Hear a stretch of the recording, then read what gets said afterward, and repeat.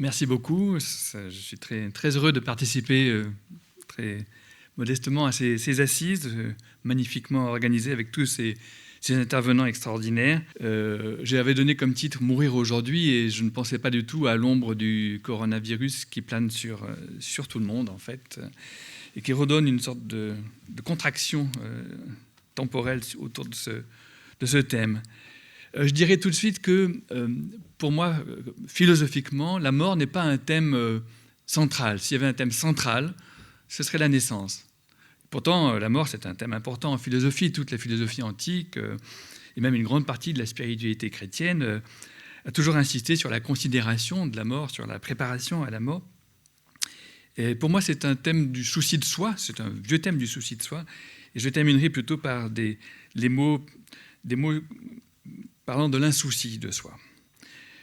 Il n'empêche que la mort est là partout et nous l'interprétons, que nous le voulions ou non, à la fois dans nos formes de vie individuelles, dans nos formes de vie collectives. Comment l'interprétons-nous dans nos existences, dans nos sociétés? Quelle forme lui donnons-nous?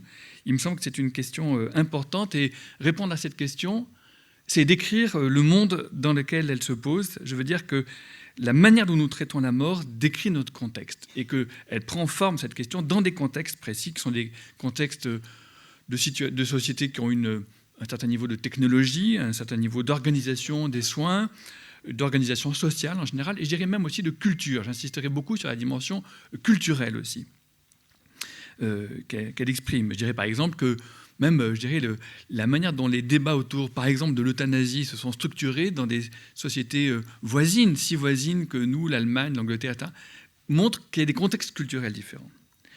Dans les propos qui suivent, je traiterai successivement de 2-3 questions, c'est un peu flottant.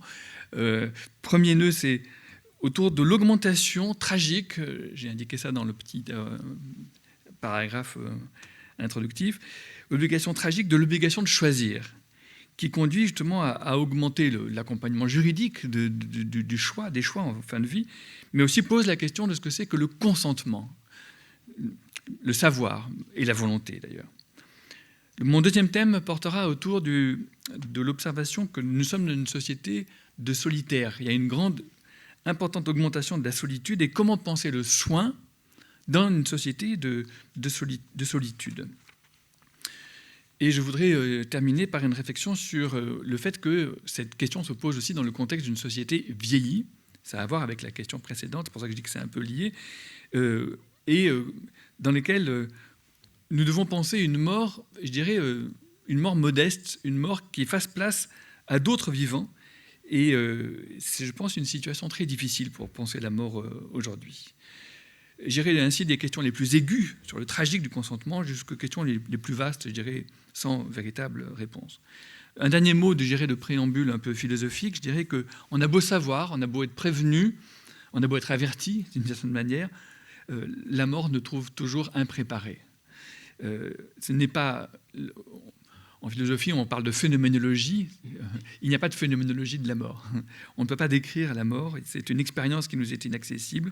C'est une limite fuyante à tout ce que nous pouvons faire, tout ce que nous pouvons penser. D'où l'insistance de Ricoeur sur le fait qu'on ne peut pas se figurer, se faire des représentations, il faut une certaine ascèse de l'imagination aussi. Pas seulement du savoir, mais même de l'imagination. Donc c'est une limite. Je suis passif à quelque chose qui arrive, je vais y revenir un peu plus loin. C'est quelque chose qui est donné en même temps que la naissance. Il y a la mort parce qu'il y a la naissance, ça va ensemble. Et ce n'est pas un projet de ma part, ça ne peut pas être un acte ou un projet. Et je suis toujours déjà avant ma mort. Ce n'est pas quelque chose qui... Et finalement, je dirais aussi qu'il n'y a pas d'experts sur ces questions-là. Nous sommes tous des corps vivants, des êtres de désir, des êtres de crainte, et que nous faisons partie de ce que Maurice Merleau-Ponty appelait la chair du monde. Et il me semble que cette sensibilité, c'est la condition de notre intelligence de ces questions. Donc, premier point, la question du choix et du consentement. Je dirais que voilà, l'idée centrale, c'est que les progrès technoscientifiques ont considérablement élargi la place faite à la possibilité de choisir dans toutes les questions, en fin de vie, naissance aussi d'ailleurs. Il y a une sorte d'effacement de la naissance, de la même manière qu'il y a une sorte d'effacement de la mort, comme une sorte de processus, voilà, bon, plus ou moins maîtrisé de part en part. Et donc notre société doit s'installer durablement dans cette condition où la mort est de plus en plus, au moins pour partie, le résultat d'un choix. Je pense que c'est une situation tout à fait inédite et du coup qui place au cœur de notre réflexion la question du consentement, puisque c'est un choix. Et je dirais tout de suite que je pense, dans la tradition protestante, qui est un peu la mienne du point de vue de la famille culturelle, si je peux dire, le consentement est quelque chose de très important, le consentement individuel, la conscience individuelle, vous voyez, au sens kantien. Mais nous avons beaucoup... nous avons accordé beaucoup d'importance à cette notion de consentement. Nous en avons fait une valeur éthique, je dirais, fondamentale. On voit encore tous les débats aussi autour du sexe, bien sûr, autour du consentement. Je dirais que c'est devenu la valeur libérale, au bon sens du terme, la valeur de base. Mais bien sûr, je ne veux pas revenir à une époque où le consentement ne voulait rien dire, car les sujets étaient tellement assujettis à des traditions, à des appartenances, à des appareils, enfin, au sens qu'analyse Michel Foucault, par exemple, où le consentement n'avait pas de sens. Mais il me semble que le triomphe, je dirais sans autre, du consentement, n'importe quelle notion qui triomphe toute seule devient dangereuse. Elle porte il y a des choses qu'elle ne peut pas éclairer complètement. Et je pense d'ailleurs qu'il y a toutes sortes de limites. On ne peut pas être informé. Qu'est-ce que c'est que le consentement? Qu'est-ce que c'est qu'être informé? Qu'est-ce que c'est consentir en sens de choix? Si le consentement, c'est le choix, ça voudrait dire de pouvoir comparer toutes les options, de pouvoir opter parmi des possibles, et on sait bien que c'est une présupposition d'une certaine manière inaccessible. Donc voilà, c'est ça qui est augmenté par l'augmentation des capacités techniques de choisir. Et ça détermine une sorte d'angoisse par laquelle justement, parce que c'est de plus en plus nous qui décidons du moment où nous cessons les soins, il y a du tragique, parce que du coup le mourant il est entre nos mains, ou il est entre ses mains, ça dépend de ce qu'on va faire de lui. Et qu'est-ce qu'il va choisir? Est-ce que c'est le médecin? Est-ce que c'est la famille? Est-ce que c'est les soignants? Est-ce que c'est le patient lui-même? Est-ce qu'il est en état de choisir? C'était ça la question. Et même s'il a rédigé des directives dans un autre temps, ou à un moment où il était dans un autre état, je pense qu'il ne faut pas avoir le sentiment... On a un petit peu un sentiment angélique, comme quoi l'acte de décision est un acte définitif, irréversible, on sait ce qu'on fait, on est en état de savoir, etc. Et je pense que c'est une présupposition d'un sujet complètement autonome, capable de délibérer, capable d'avoir une volonté ferme, une volonté constante. Or, ce n'est pas si certain que nous soyons de tels sujets.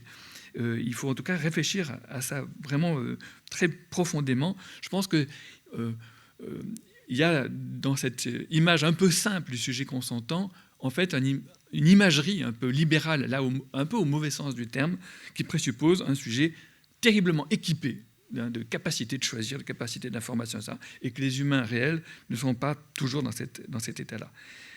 J'ajouterais que c'est une responsabilité à la hauteur de ce choix. Il y a une responsabilité donc angoissante, et que c'est justement la raison pour laquelle nous aimerions un accompagnement juridique, des normes, et je dirais aussi des normes, des solutions toutes faites. D'où, je dirais, le clivage de l'opinion sur ces questions, qui d'une certaine manière, pour moi, est plutôt le symptôme de ce tragique.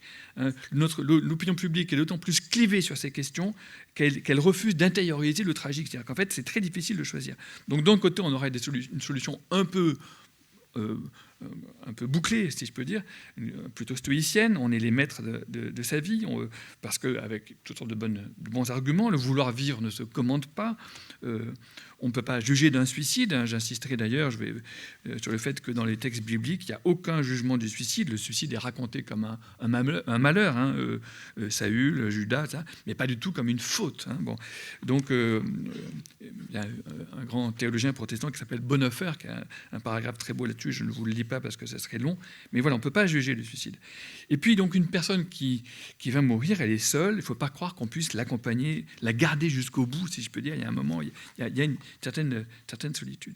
Puis de l'autre côté, on a une tradition, je dirais, plus religieuse au sens classique du terme, dans laquelle la vie est un don, la vie ne nous appartient pas, dans laquelle on est maître de rien, c'est quelque chose de, on peut dire sacré, on peut dire surtout quelque chose qui nous échappe, dans lequel Emmanuel Lévinas disait je ne peux pas mourir. C'est-à-dire, la mort n'est pas un acte de la vie, c'est quelque chose ce n'est pas un acte, c'est quelque chose qui arrive, c'est quelque chose, c'est une altérité, c'est la place de l'autre, la place d'autre que moi, d'autre chose que moi. Donc, et devant la mort, face à la mort, nous sommes toujours un peu comme des enfants. Et on est obligé de quitter cette image d'un sujet conscient, maître de soi, etc. Voilà. Donc il y a des choses que nous ne pouvons pas.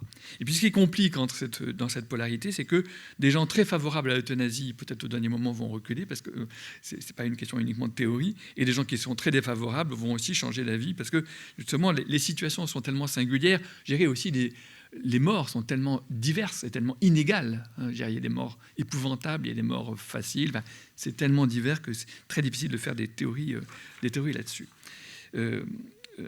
Donc, je dirais, voilà, c'est difficile de trouver une solution, qu'elle soit morale, qu'elle soit médicale, qu'elle soit légale, législative, déontologique à ces questions. Je pense qu'il faut qu'on s'habitue à vivre avec ce problème-là, qu'on intériorise ce que j'appelais le tragique, qu'on s'installe avec, qu'on en parle. Et il me semble d'ailleurs que c'est le travail du soin ordinaire. Ça se fait là, dans tous ces bouts de conversation. Voilà. Deuxième point, je parlais de la question de la solitude du soin. C'est mon deuxième paquet de questions soulevées par la forme que prend notre mort dans des sociétés ultramodernes. Ultramoderne solitude, disait Souchon. Je dirais que nous sommes une société portée magnifiquement, c'est aussi une tradition à laquelle je tiens énormément, par des siècles d'émancipation. La valeur émancipation est une valeur depuis la Renaissance, la Réforme, les Lumières, ça qui a été portée. Il faut rompre avec les traditions, il faut rompre avec les attaches.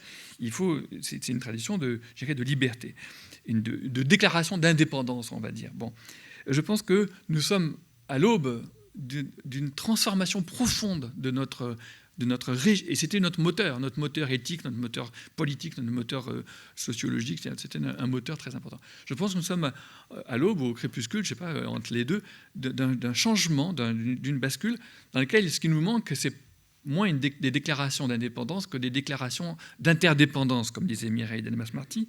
C'est-à-dire, en fait, d'abord, nous découvrons que nul ne peut prendre soin de soi complètement. Il y a toujours des moments dans la vie, au début de vie, en fin de vie, mais tout le temps dans la vie, où on ne peut pas entièrement prendre soin de soi. Ensuite, l'émancipation était un thème vital dans des sociétés de servitude, d'asservissement, mais dans des sociétés où il y a de plus en plus de gens qui sont exclus, qui sont jetés. L'émancipation, ça ne dit plus rien, ça ne parle plus. Donc là, au contraire, il faudrait redire les interdépendances, redire les solidarités, redire d'une certaine manière les fidélités dans un certain sens. Et donc, je dirais, notre société, elle est un peu en porte-à-faux parce qu'elle veut beaucoup l'autonomie, mais en fait, ce qu'elle découvre, c'est la dépendance. C'est comment on est dépendant les uns des autres et comment on est interdépendant. Et comme d'une certaine manière, jadis, la Boétie étudiait ce qu'il appelait la servitude volontaire, je dirais aujourd'hui, dans notre société, il y a une sorte de solitude volontaire. On a beaucoup de choses nous ont conduit à la solitude. Des évolutions économiques générales, des évolutions de forme de famille, des évolutions choisies d'ailleurs, et qui nous ont conduit à ça. Ce premier point, je dirais, ce qui le rend encore plus crucial aujourd'hui sur la question qui est la nôtre, c'est le fait qu'il y a un vieillissement et que le vieillissement est aussi un temps de solitude, dans lequel on perd peu à peu ce qu'on a aimé, ce qu'on a connu de notre génération, les proches. Donc, du coup, ça se rétrécit vers les successeurs, les suivants, qui sont souvent de gérer des épaules un peu rares et parfois un peu fragiles. Et donc, du coup, ça ressort en termes de solitude. Je pense qu'on peut poser ces questions de manière très, très concrète par rapport aussi à la forme que prend la mort dans nos sociétés. On meurt plutôt à l'hôpital, on meurt dans des EHPAD, et donc on ne meurt pas dans les maisons, je dirais, avec les autres générations mêlées, etc. Or, la question, pour moi, de la maison, derrière, il y a la question de l'habitat, il y a la question des habitudes. Je pense que ce qui est très important, y compris dans les EHPAD, y compris dans les dernières chambres, c'est un vivant, il tient à une forme de vie, et cette forme de vie, elle est inscrite dans des habitudes. Et on ne peut pas détacher quelqu'un de ses habitudes, de son habitat, sans détruire ses habitudes. Et les petites habitudes, c'est ce à quoi on tient le plus. C'est notre forme de vie. Enlever les formes de vie, la vie s'écroule, la vie se défait. Donc, comment penser, rendre possible jusqu'au bout des habitudes? Comment respecter les attachements? Je parlais tout à l'heure de fidélité. On a des attachements, ce serait peut-être le meilleur mot. Et ces habitudes, c'est aussi, si possible, des cohabitudes. Ce n'est pas mon habitude, moi tout seul dans ma bulle. C'est mes habitudes mêlées à les habitudes d'autres. Ça peut même d'ailleurs être un chat, ça peut être un animal, hein, bien sûr. Mais bien sûr, si possible, d'autres humains. Et donc, comment faire dans nos maisons de retraite, dans nos hôpitaux, dans nos EHPAD, des lieux où il y a encore des cohabitudes, des mélanges de formes de vie, de rythmes dans lesquels on vient, d'ailleurs avec des habitudes très différentes, et comment est-ce qu'on, des manières de manger, des manières de se distraire, etc., des rythmes différents, comment est-ce qu'on peut les respecter et les faire cohabiter ensemble. Et c'est d'autant plus difficile qu'on est dans une société quand même de grande... Le 19e siècle était un temps de ségrégation des sexes. Nous sommes aujourd'hui dans des sociétés de ségrégation des âges extrêmement fortes. Sans doute, nous ne mesurons pas à quel point c'est grave, la ségrégation des âges dans la société d'aujourd'hui. Et c'est un petit peu la transition vers mon troisième point. Je pense que nous sommes aussi aujourd'hui, derrière toutes ces questions, sur des questions sociales et politiques extrêmement prégnantes, je dirais presque pas de conflit des générations, mais de décalage en tout cas des générations, dans lesquelles les uns portent de plus en plus la charge d'une génération d'anciens qui est nombreuse, qui est dotée d'une longévité inédite, bien sûr, et puis d'autres, des anciens qui sont comme dépaysés chez eux par la place prise par des étrangers, qui sont pas seulement les migrants, mais qui sont les nouveau-nés, qui arrivent, qui grandissent, qui prennent la place, hein, qui se croient chez eux, si je peux dire. Bien sûr, ils sont chez eux, mais voilà, pour ceux qui étaient là avant, c'est toujours une sorte de surprise. Et je dirais que ça pour moi, ça réveille ce que... comment il s'appelle ? Problème de vieillissement, problème de mémoire. Mon Dieu, le sociologue allemand, ça me reviendra, excusez-moi, qu'il appelait la tragédie de la culture, Simmel, Georg Simmel. La tragédie de la culture, c'est la culture est écartelée entre, d'un côté, je dirais, le poids du passé, et je dirais le poids du passé, surtout dans des sociétés comme en Europe, où le passé est très, très puissant, et très fort, et très, très présent, très prégnant dans l'espace, dans la mémoire, les musées, etc. Bon. Puis de l'autre côté, une massification accélérée des innovations technologiques, avec des générations même techniques qui changent. Soudain, tous nos enregistrements ne sont plus valables, il faut changer d'appareil, ça aussi, ça a des effets de rupture mémorielle extrêmement puissants. Et donc, il y a une tension entre l'ancien et le nouveau, et il faut que ni l'ancien étouffe le nouveau, ni que le nouveau, je dirais, jette complètement l'ancien. C'est ça, une culture vivante, c'est une culture qui tient cette équation-là, qui arrive à la tenir de manière équilibrée, l'équation entre tradition et innovation, je dirais. Et je pense que, voilà, le problème que je voulais désigner, c'est que l'humanité n'avait jamais été confrontée à ce point au problème de faire une culture vivante, une culture créatrice, une culture confiante, avec une moyenne d'âge aussi élevée que nos sociétés. Et il me semble que là, c'est aussi ce genre de questions qui donne, la forme collective des problèmes auxquels nous devons faire face.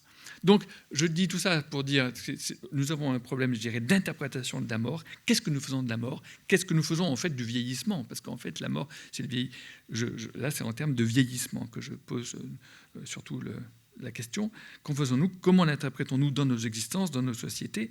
Et je dirais, il y a une sorte comment dirais-je, la forme du problème, pour moi, je la formulerai à la manière de Hannah Arendt. Arendt disait, elle parlait de la naissance, elle disait, qu'est-ce que c'est que agir, qu'est-ce que c'est que parler, c'est quoi la condition humaine ? La condition humaine, c'est une condition interprétative dans laquelle nous devons interpréter le fait brut d'être né. Nous sommes nés, bon, voilà, c'est comme ça. Et alors, qu'est-ce que nous en faisons ? Qu'est-ce que nous faisons du fait d'être nés ?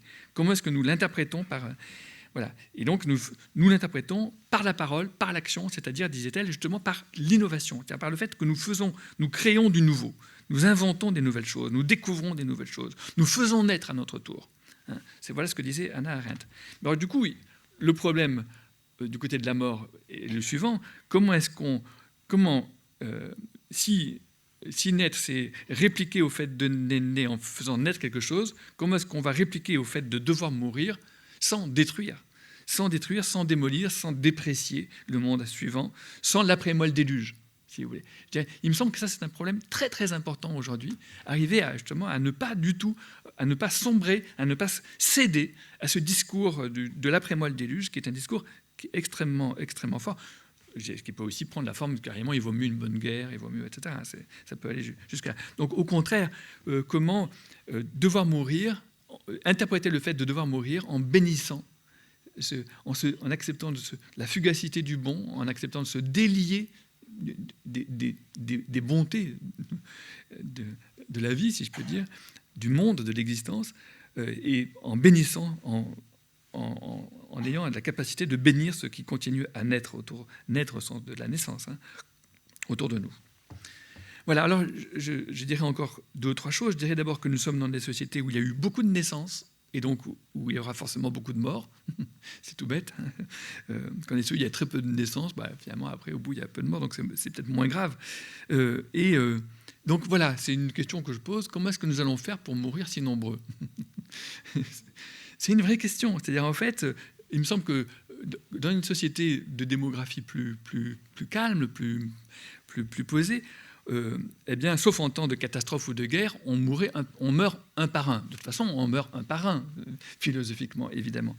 Mais comme on est un par un, et donc on meurt un par un. Et on a, si je puis dire, le temps de transmettre ce que j'appelais une bénédiction, de génération à génération, le temps après avoir grandi, de diminuer, de s'effacer pour laisser place aux suivants, aux successeurs. Je pense que cette capacité à diminuer après avoir grandi, c'est quelque chose de très important et c'est quelque chose qui est très peu pensé. Et en fait, tout dans notre société nous pousse à grandir, et puis soudain, paf, on doit juste chuter à la fin parce qu'on a tellement grandi qu'à un moment après, on est devenu tellement important pour les autres, pour soi-même, on ne comprend pas comment il faut si vite quitter la scène, si je peux dire.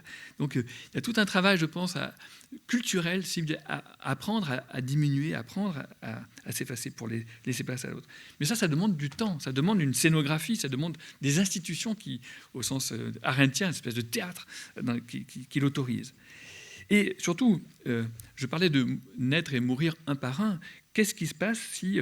à cause des grands nombres, à cause des lois des grands nombres, même s'il n'y a pas de guerre, même s'il n'y a pas de catastrophe, il en vient à un temps où on meurt massivement, en série, sans justement pouvoir bénéficier de tout le soin, de toute l'attention, de toute la conversation.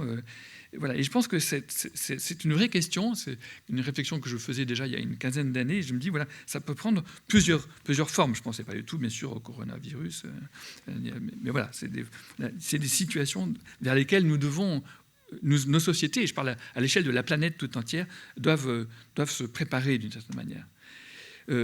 À travers tout ça, je dirais encore une fois quelque chose qui a été... J'enfonce beaucoup de portes ouvertes, j'imagine, mais il faut que nous cessions de considérer la mort comme l'échec de la médecine, bien sûr, la considérer comme une limite toute simple au savoir, au pouvoir, pas seulement de la médecine, de nos sociétés, et bien voir que si la guérison pour Georges Canguilhem, c'était justement de réorganiser la vie en rétrécissant le milieu pour le réélargir ensuite, d'une certaine manière, une réorganisation de la capacité. Ce n'est pas un retour en arrière, c'est une nouvelle réorganisation de la vie.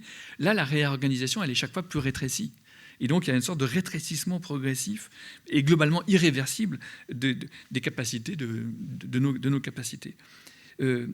Et je voudrais penser, et je vais un petit peu terminer là-dessus, penser cette notion de rétrécissement, qui me semble philosophiquement, elle aussi, comme de la même manière quand je parlais de diminution, il y a quelque chose d'important, là aussi le rétrécissement est quelque chose d'important.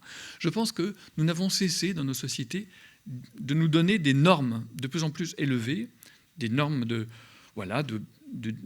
bien vivre, de bien soigner, des normes de dignité, des normes, etc., qui sont très belles, qui sont très idéales, mais qui sont d'abord, en partie au-dessus de moyens individuels de beaucoup de gens qui n'ont pas les moyens de ces normes très idéales, et je dirais aussi au-dessus de nos moyens collectifs. Nous avons des normes, si on appliquait tout, on fait des lois, on fait des droits, on fait des règles, mais après, comment est-ce que ça suit ?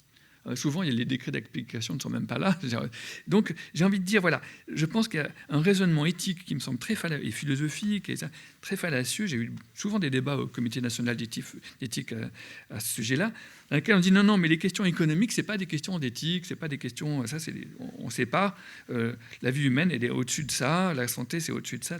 Et je pense que disqualifier d'avance comme immorale toute réflexion d'ordre économique, alors que justement nos sociétés ont des moyens limités et que forcément on est obligé de choisir là aussi. C'est tragique. Il y a des choix qui définissent nos solidarités, nos limites, nos priorités, nos préférences, etc. Et donc, on fait des débats très très très forts sur des arbres, si je peux dire, mais la forêt de ces grands choix de santé publique, elle est très peu portée dans le débat public, et je trouve ça extrêmement dommage. Je pense que non, il faut prendre en compte ces questions dans le débat public. Je ne dis pas que le débat public est la solution. Le débat public, il est souvent bâclé, il reprend des grandes ornières, etc. Je sais pas si... Mais voilà, en tout cas, il faut avoir conscience que ce sont des questions éthiques tout à fait fondamentales. Donc voilà le sens de cette réflexion, sur l'ensemble de ces réflexions sur les soins de fin de vie, sur la fin de vie, sur le mourir aujourd'hui, m'amène à penser cette question du rétrécissement de la surface de vie des personnes âgées, de nous tous d'ailleurs, à des moments différents. Il y a des moments de rétrécissement dans la vie, c'est pas seulement à la fin, mais aussi rétrécissement de nos moyens, des moyens de nos sociétés. Et voilà, je redis, nous sommes dans des sociétés qui étaient extrêmement fortes pour soutenir tout ce qui augmente, tout ce qui grandit, mais pas très équipées pour faire face à l'idée de rétrécissement et de rétrécissement dans le moyen. Et c'est la raison pour laquelle je voulais terminer en parlant je parlais d'une mort modeste, plus modeste, dans laquelle on se fait petit pour mourir, si je peux dire. Par une citation de Paul Ricoeur, je sors le livre de ma poche, c'est justement Le vivant jusqu'à la mort. À vrai dire, je suis sûr que Ricoeur aurait été furieux de la publication de ce livre. Parce qu'on a fait ça après sa mort, malgré lui, si je peux dire. On est allé chercher les papiers sur son bureau, dans son livre. Je dis ça, on a fait ça ensemble avec Catherine Goldenstein et quelques amis. Mais il n'aurait pas aimé, il aurait trouvé ça très impudique. Et par exemple, ce que je vais vous lire là, je suis sûr qu'il serait là dans la salle, et il serait embêté. Parce qu'il parle de la prédication du règne de Dieu. C'est pas très philosophique. Justement, ailleurs, il s'explique en quoi il est d'un côté un philosophe tout court, agnostique, et d'autre côté, il est un chrétien d'expression philosophique, comme Rembrandt est un chrétien d'expression picturale, ou Jean-Sébastien Bach est un chrétien d'expression musicale, dit-il. Enfin, un chrétien d'expression philosophique. Mais ça, il fait vraiment la séparation entre les deux choses en lui, avec ce côté très, très kantien, justement, de séparation. Et alors, mais dans ce texte, je dirais, où le chrétien d'expression philosophique s'exprime, il dit « La prédication du règne de Dieu conjoint le détachement, se renoncer, et la force positive du détachement, la disponibilité à l'essentiel, qui régit le transfert de toutes mes attentes vitales sur l'autre qui est ma survie. » Il ne parle pas de sa propre survie, il ne se soucie pas de lui-même, il reporte sur l'autre sa survie.